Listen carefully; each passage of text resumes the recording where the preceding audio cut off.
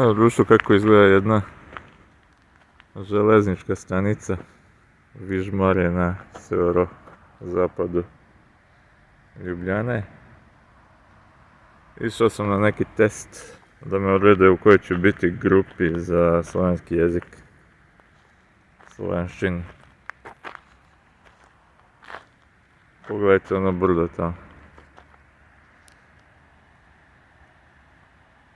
A iza ono sivo,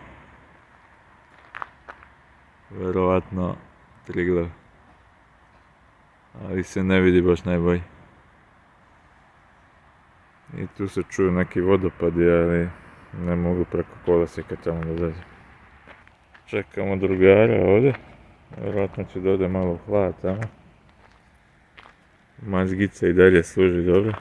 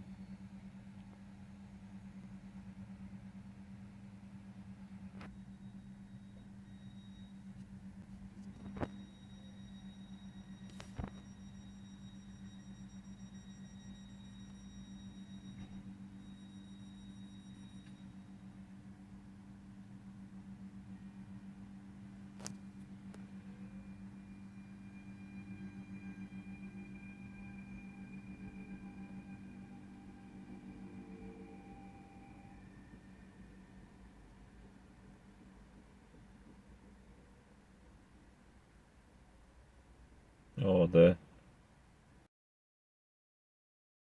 Drugara još nema, znači kompozicija sa mečkom do mečke potpuno nova.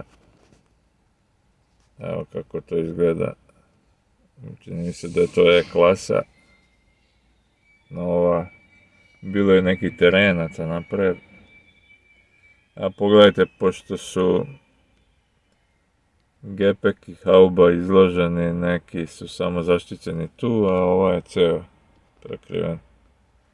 I neki drugi su cijeli prekriveni, valjda postoji neki razlog zbog farbe. Uglavnom imao sam poziv pa nisam mogao da snimim odmah. Ali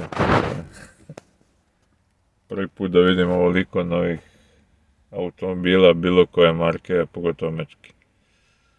Zanimljiv prizor.